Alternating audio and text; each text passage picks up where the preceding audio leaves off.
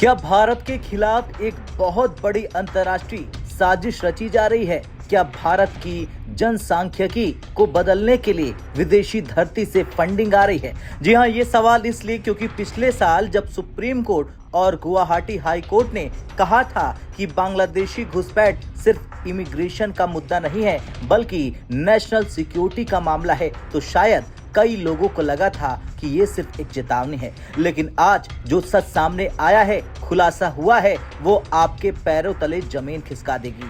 दरअसल प्रवर्तन निदेशालय यानी ईडी ने भारत के 4 राज्यों में एक साथ धावा बोला तो सिर्फ अवैध घुसपैठिए ही नहीं मिले, बल्कि मिले वो सबूत जो सीधे तौर पर यूके यानी कि यूनाइटेड किंगडम की कुछ संदिग्ध संस्थाओं की ओर इशारा कर रहे हैं। आखिर लंदन में बैठकर कौन भारत में घुसपैठ का खेल रच रहा है? कैसे 6,000 से 8,000 रुपए की छोटी छोटी किस्तों में करोड़ों का काला खेल खेला जा रहा है?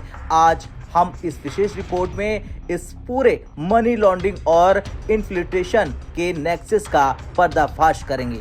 दरअसल 16 जुलाई की सुबह जब देश सोकर उठ ही रहा था, ईडी के लखनऊ जोनल ऑफिस की टीमों ने एक साथ 13 ठिकानों पर छापेमारी शुरू की। ये कोई सामान्य रेड नहीं थी। उत्तर प्रदेश का देवबंद, दिल्ली का जामिया नगर, हरियाणा का वल्लभगढ़ और पश्चिम बंगाल के संवेदनशील सीमावर्ती इलाके मुर्शिदाबाद, उत्तर और दक्षिण 24 परगना।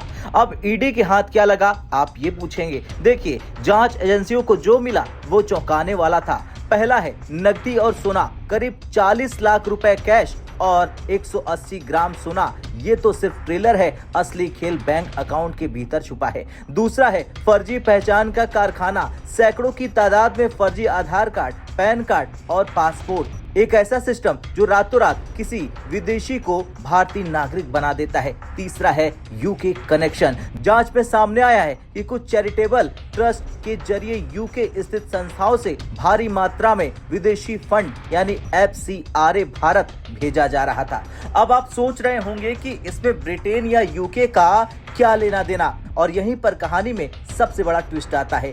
ईडी के अनुसार जांच के घेरे में वो चैरिटेबल संस्थाएं हैं जिन्हें यूके से पैसा मिल रहा था। जांच में 2 बातें बेहद खतरनाक पाई गई। पहली ये कि ये पैसा किसी बड़े कॉर्पोरेट ट्रांजैक्शन की तरह नहीं आता है, इसे स्मर्फिंग कहते हैं, यानी 6,000, 8,000 या 10,000 रुपए जैसी छोटी रकम हजारों बार भेजी जाती है। क्यों? ताकि बैंकिंग सिस्टम का रेड फ्लैग या फिर अलर्ट ट्रिगर न हो। अब सवाल यह है कि क्या ये यूके की चैरिटेबल ट्रस्ट सिर्फ एक मोहरा है? देखिए, ईडी ये जांच कर रही है कि क्या इन ट्रस्टों को पता था कि पैसा कहां से आ रहा है, या फिर उन्हें सिर्फ एक फ्रंट यानी मुखौटे की तरह इस्तेमाल किया जा रहा था। और ये बात इसलिए क्योंकि यूके में बैठे कुछ कट्टरपंथी संगठन या भारत विरोधी तत्व क्या इस पैसे का इस्तेमाल भारत में जनसांख्यिकी संतुलन बिगाड़ने के लिए कर रहे हैं? ये एक बहुत बड़ा सवाल है और इस पूरे मामले की जड़ उस FIR में लिखा है जो उत्तर प्रदेश के ATS ने दर्ज की थी।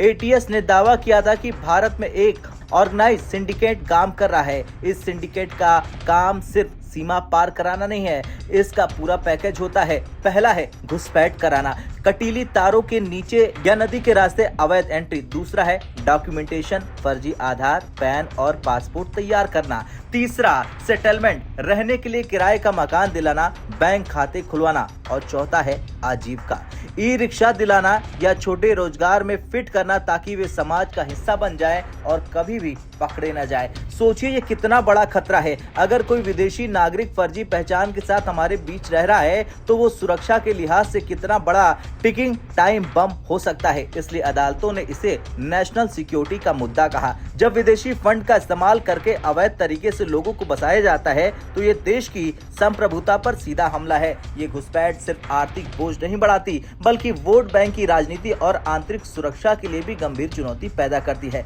भारत सरकार अब FCRA के नियमों को और सख्त कर रही है और हवाला नेटवर्क की कमर तोड़ रही है। ईडी की ये कार्रवाई बताती है कि अब सॉफ्ट टारगेट बनने का समय खत्म हो चुका है। खैर, कुल मिलाकर जांच अभी जारी है। 40 लाख रुपए और थोड़ा सा सोना तो सिर्फ उस बर्फबारी की नोक है जिसके नीचे एक बहुत बड़ा समंदर छिपा है।